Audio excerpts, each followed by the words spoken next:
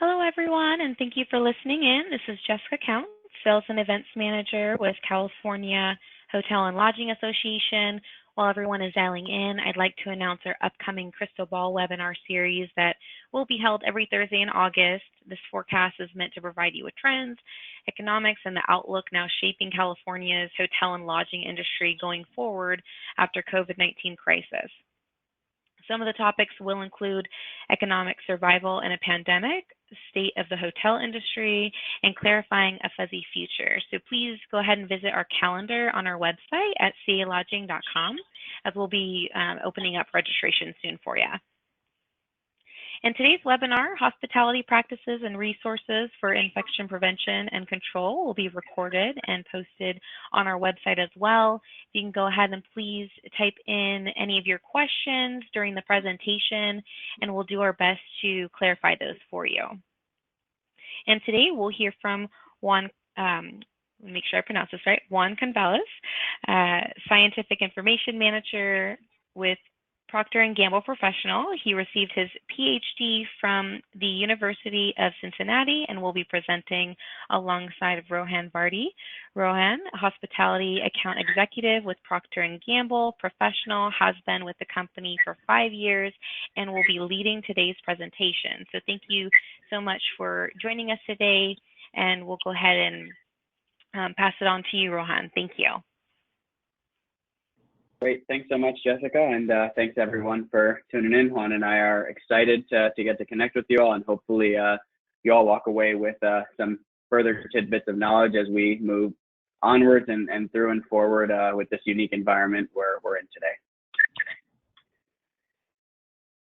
That being said, I want to start with just an agenda. So first off, thank you, Jessica, for the introductions. As she mentioned, myself, Rohan Vardy, I've been with P&G Professional for a little bit over 5 years now, all in the professional vertical of P&G, which is the away from home division of P&G, alongside Juan Goncalves, who's our scientific information manager, and will be able to provide some technical assistance as it relates to some of the unique topics we're going to be talking about today, and then will help me field any questions when we finish the presentation. The first thing we're going to do is jump into some background around COVID-19, just a brief overview, just to make sure we're all on the same page and talking about the chain of infection and what that really means and what are different levers of the chain of infection that can really, affect how spread occurs, and then really focus in on two of the big key points of where we can make a difference by the product choice and the way we go about ensuring best practices and procedures. Then we'll talk about decontamination. So what is that, and what is the difference between cleaning and disinfecting? Because we're in an industry where cleaning, sanitization, disinfection are all top of mind for us, and however, even if it is top of mind, there's still some overlap in terms of, different things being misconstrued as to, what disinfection is versus what a cleaner is versus, what's something that can do both of them, and how we can best think about that when we're thinking about the products that we use on our property level. Then we'll jump into what the EPA List N is. We've been, hearing this in the industry tenfold since the pandemic first hit, and just want to make sure we have full clarity on what that is, what it means, and most importantly, how we can think about that when we're thinking about which of the hundreds upon hundreds of products that are on this EPA List N are the ones that we should be using at our properties. Next, we'll touch on a surface area that's extremely prevalent throughout all our hotels, soft surfaces from carpets, fabrics, linen, etc. There's plenty of soft surfaces throughout our properties. And when we think about killing bacteria or sanitizing the surfaces, there's, again, a lot of options. And how can we best think about, one, being able to do that, but two, making sure we're able to do that in an economically sound way, because there's a lot of, for example, ready-to-use solutions that can meet this need. But sometimes if you're using that across a spectrum of a single property or a multitude of properties, can really add up as a cost, and just thinking about how we can still get those same great benefits, but do so in an economical manner. And then before opening up for questions, we'll talk about some materials to leverage, whether that's for driving best procedures or driving guest communications. There's a lot of different tools that we can work together on that can hopefully help us drive further reassurance and better practices at the property level. And with that, I'll pass it on to Juan to talk through some background on coronavirus and the chain of infection. All right. Thank you, Rohan. And all right, we're going to do like a little bit of a quick refresher on what a coronavirus is and the novel coronavirus. And I believe that by now, every single person has seen the picture on the left-hand side. It's a very popular picture. It's been in the news for a long time. That's an official picture of the coronavirus from the CDC. That's the Centers for Disease and Control Prevention. Basically, a coronavirus is a large enveloped virus. Why is that important? Why do we care about that? Well, envelope for a virus means there is a coating, an external membrane, a layer, if you will, that's on the outer area of the virus that gives some particular properties to the virus, right? So in general, by the way, viruses could be bucketed into two different categories: envelope viruses and non-envelope viruses. Coronavirus happens to be an envelope virus. It has the coating, right? That coating, by the way, comprises those spikes right there that you see, the red spikes that resemble a crown. That's corona in Spanish. I mean, that's where the name is coming from. The coating happens to be some sort of a camouflage for the virus. So that way the body has some problems recognizing the virus and attacking the virus so that the body can get rid of that. So that's one of the functions of the envelope there. The other function of the envelope is you have those spikes, which actually allow for the virus to anchor to the cells of the body and produce infection. Now, the peculiarity of the envelope is that it's a very easy coat to destroy with a regular disinfectant, okay? So that's why it's important to talk about an envelope virus here. It's very easy to kill, just like other envelope viruses, when it's on a surface. So disinfecting this sort of viruses is easy. Once it's in your body, that's a different story, right? So anyways, like any other virus out there, it's transmitted by inhalation of aerosolized droplets. So when you cough, sneeze, you have those particles in the air, which have been shown to travel very far distance away from the person that's coughing and sneezing. So you breathe them and you get infected. But also, and a very important area of consideration here, there's a lot of evidence that says that when you touch a surface where some of those droplets landed, and then you move and touch your mucous membrane, so your eyes or your nose or your mouth, then you get infected with the virus. The novel coronavirus is also called SARS-CoV-2. SARS stands for Severe Acute Respiratory Syndrome. COVID is coronavirus. That's the type of virus we're talking about here. And there's a number 2, and that's because about 10 years ago or so, there was another coronavirus of the same type that was going around. The problem is that it didn't really create a global pandemic of the dimension that we're facing right now. And I mean, it became largely forgotten. But anyways, this is the second time that we have a pandemic created by the coronavirus here. And the first case of this reported disease occurred in China, in the province of Wuhan in late 2019. Again, a quick refresher here. This is some information that you probably already know. So if we go to the next slide, we're going to talk about now something important in infection control, which is the concept of the chain of infection.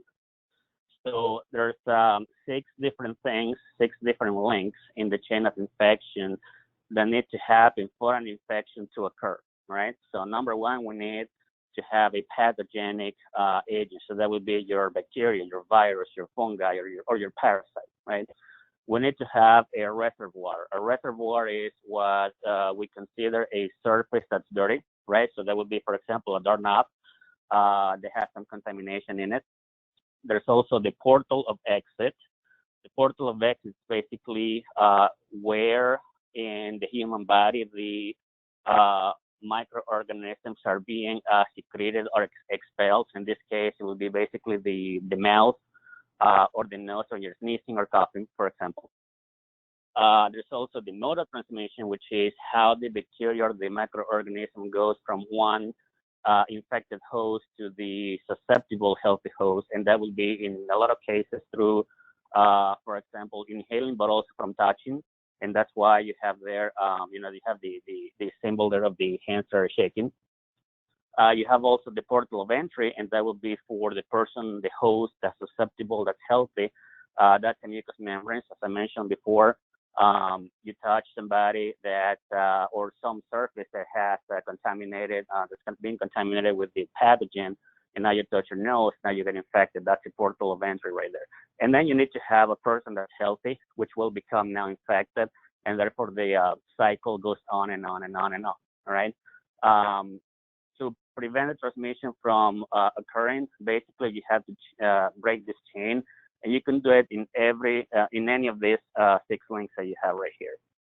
Now, we as a company, Procter & Gamble, we work on 2 of them, and that's basically we take care of the reservoir. So that's the surface where you have the contaminated soil, you have the contaminated pathogens that are there that you can touch. You need to clean and disinfect that. But we also cater to the mode of transmission, right? So we have product line that we use for washing your hands and sanitizing your hands. So again, 2 links in the chain of transmission that Procter & Gamble can help you to prevent the chain of infection.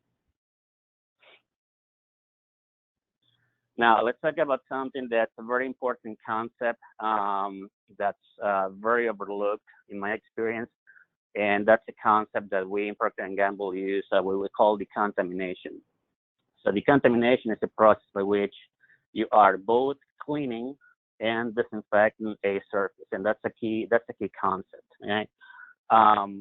When you apply a disinfectant product on a surface, if that surface is highly contaminated with organic soil, it could be greasy soil, it could be soap scum, it could be dirt, grime, or whatnot, the disinfectant will not be efficacious. Why is that? Well, number one, you have an interfering substance that's going to prevent the disinfectant from actually reaching and being in intimate contact with the microorganism you're trying to kill. And number two, in a lot of cases, the chemical makeup of the soil, the dirt, will actually react with the active ingredients of the disinfectant and will render the disinfectant ineffective, right? So it'll be like a quenching effect. So a disinfectant needs to be a good cleaner. And a prime example would be if you take a household bleach formulation, a very inexpensive private label bleach product in the supermarket. Those are very good germicidal products, but they don't clean effectively. So if you have a surface that's pretty clean, then that bleach is going to help you get some efficacy there. But in general, those are not very good cleaners. So you have to have a product that cleans and disinfects at the same time. So that's what we call decontamination. If you can prove that the product cleans and disinfects, that's what the EPA recognizes as a one-step cleaning and disinfecting product. Otherwise, the product will have instructions that direct the user to pre-clean a surface and then disinfect, which obviously is more rework, and it's an extra step that you have to perform when you're doing your operation. So if we go to the next slide, this is an example of how our products are actually designed to be very good decontaminating agents. So what we did here, well, just what you're looking at here is basically a side-by-side comparison of 2 of our products. So we have our Spick and Span disinfectant product, which is a quad-based product, and you have the Comet with bleach disinfectant. So that's the product on the right-hand side of the slide, and we compared the cleaning performance of these 2 products against a leading competitive product based on hydrogen peroxide. And what we determined is that for a heavily soiled area, which is what you see there on the left panel of the 2 pictures there, we started with the same amount of greasy soil. And what we determined is that for the same number of strokes of a sponge, that's a sponge there that's being passed on the surface with a an automatic scrubber, you have a much more prominent removal of the soil with their products compared to the competition. So basically, when you are trying to decontaminate the surface, you have a better chance, a much more guaranteed performance with our products than with this competitive product. Again, another example that we designed for decontamination, not just disinfection. Awesome. Thanks, Juan. So moving on into, I guess, how P&G plays into some of the information, Juan shared earlier on the presentation today. So P&G Professional Products, we have a proven track record of killing a broad range, a broad spectrum of pathogens that are very effective across a wide range of pathogens, including very difficult to kill pathogens and even non-enveloped viruses. And so, as Juan mentioned a little bit earlier on the call on the difference between enveloped and non-enveloped viruses, enveloped viruses, which include things like influenza, hepatitis, and of course, what's top of mind for many in today's environment, coronavirus, are enveloped viruses that are generally accepted as much easier to kill. And that's in comparison to non-enveloped viruses, so things like norovirus, rotavirus, etc. The reason this is important is because what we're seeing in the environment we're in today is such a strong priority towards coronavirus, which, while extremely important and should be top of mind, it should be in addition to the importance that we're putting on, several other different viruses that are out there that have been top of mind, before this pandemic.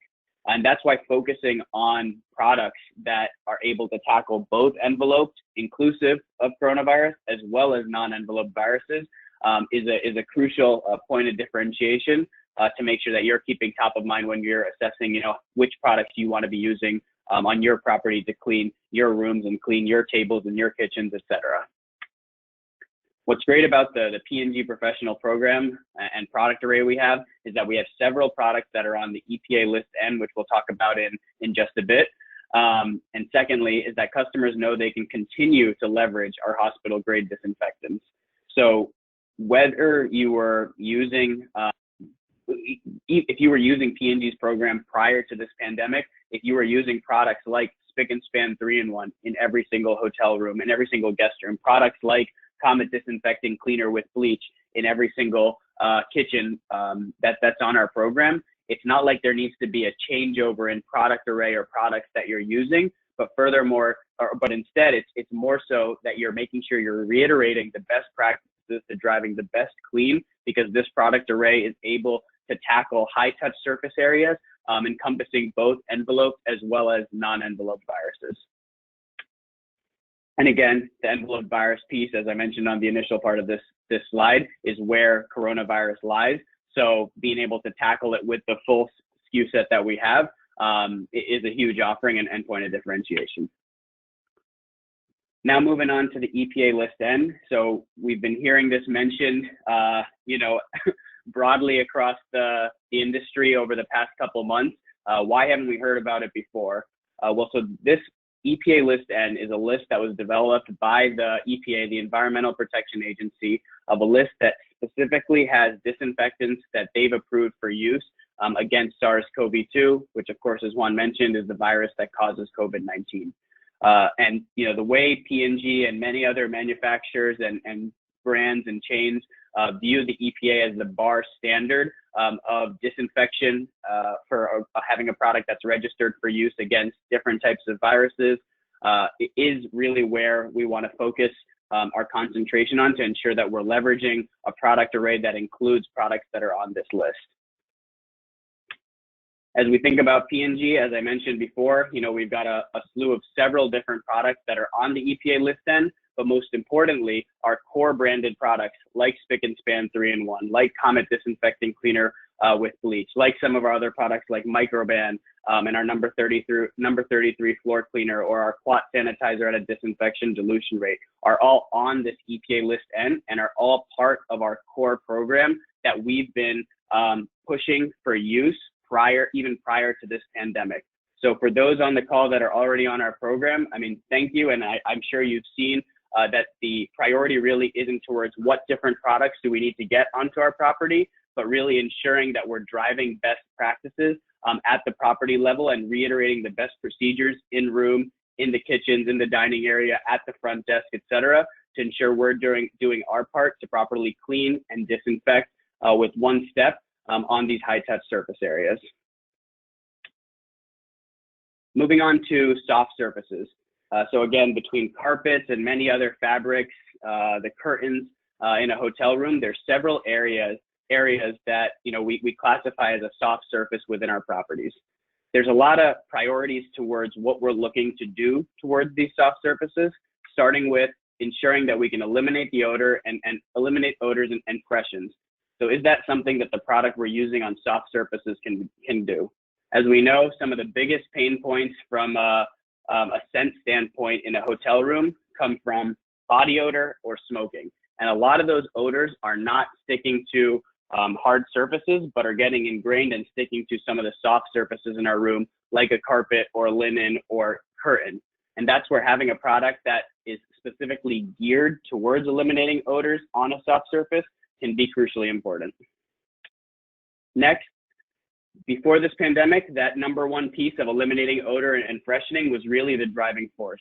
However, due to the priority towards cleaning and sanitization, bacteria kill on soft surfaces has become furthermore of an important metric that we want to make sure that many properties want to ensure that they're doing on their soft surfaces within every single guest room.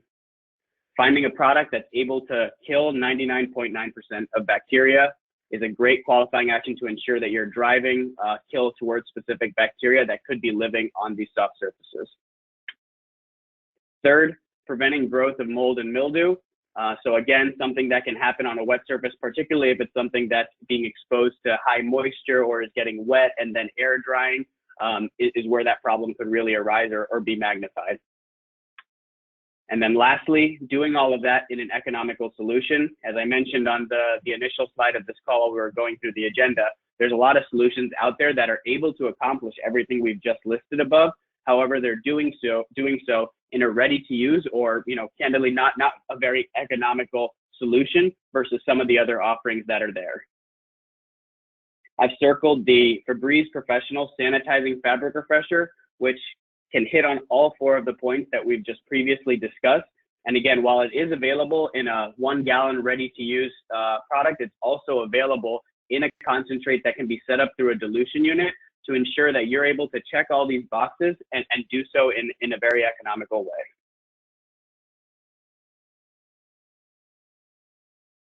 And with our final slide of just talking about materials to leverage, there's a whole slew of things around guest communications and guidance that P&G's curated to help properties in this environment we're in today.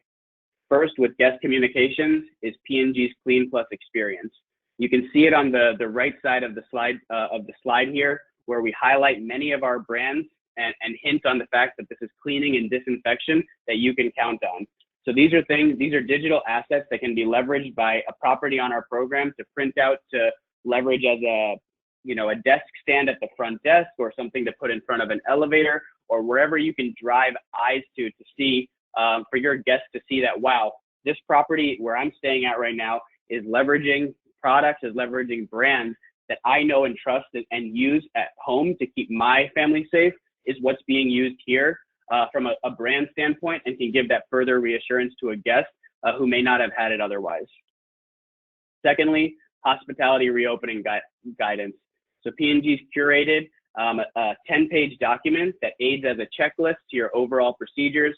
It provides cleaning and disinfection information, as well as guidelines around hygienic practices and how you can think about that when you're looking at reopening, whether it's after a hiatus of being closed, or it's just a room that hasn't been occupied for a significant amount of time. Third, driving best practices through disinfecting high-touch posters.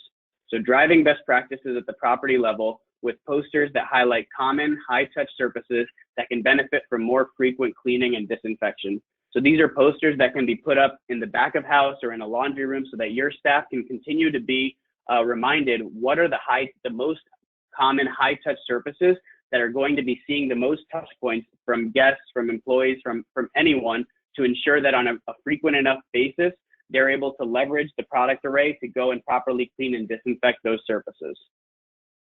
Third, fourth, excuse me, is the front desk FAQ.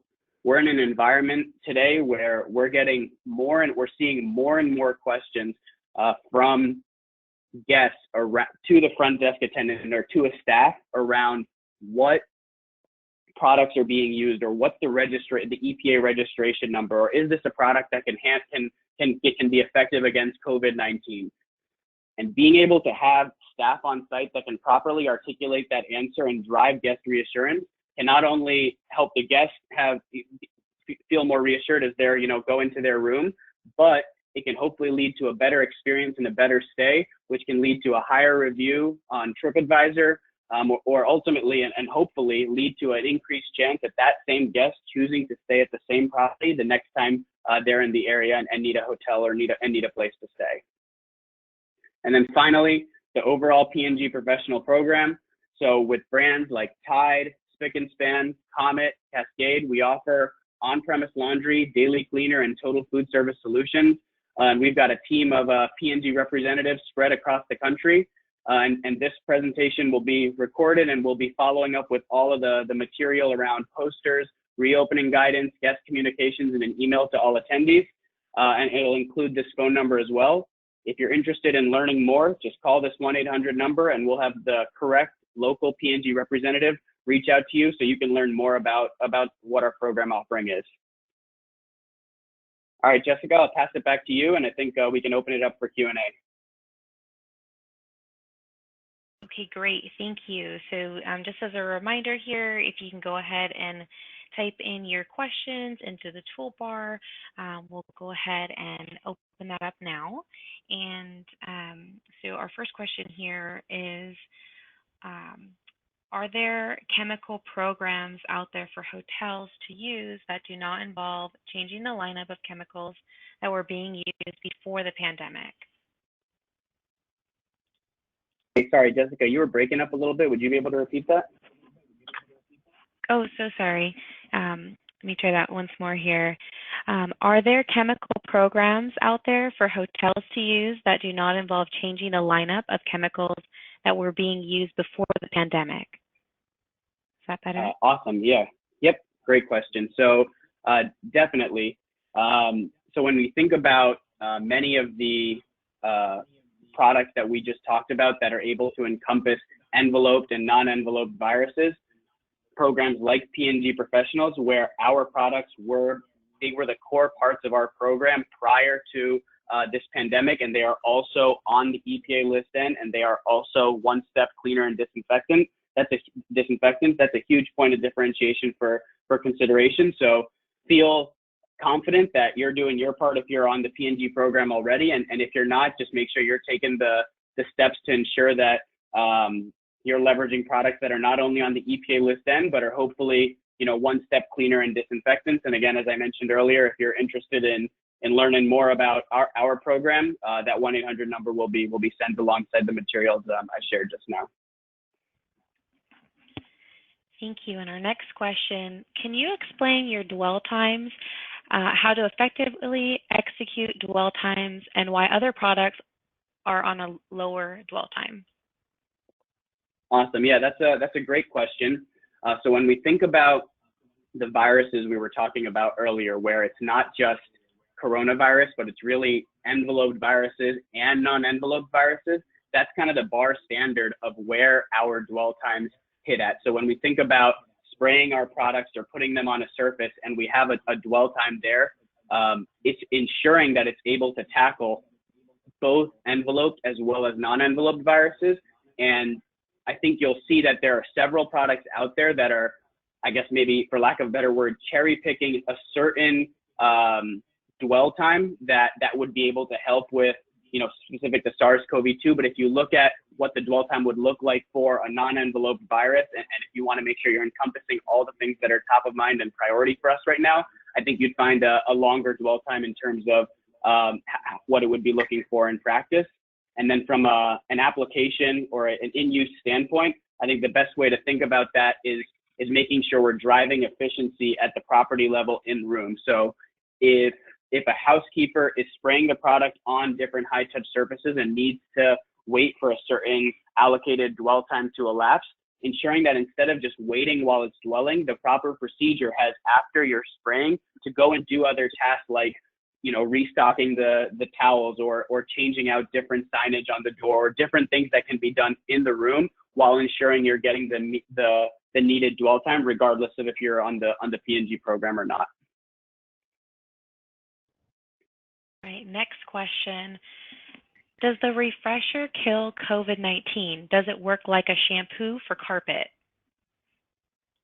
Awesome, thanks. Juan, did you say you wanted to take this one? Yes.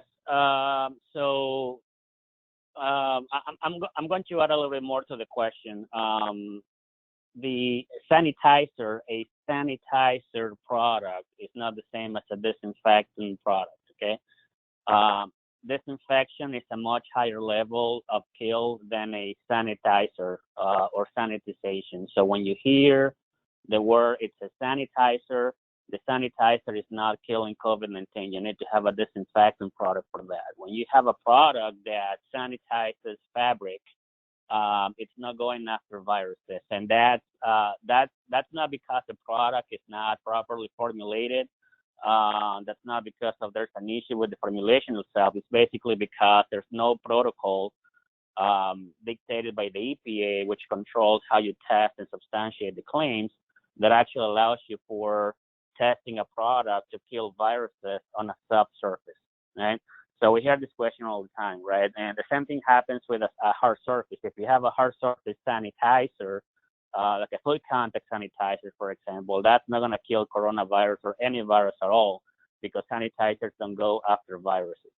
You need to use the product as a disinfectant. And on subsurfaces, you're not going to get any virucidal claims, again, because there's no protocol or test that's approved by the EPA to do this stuff.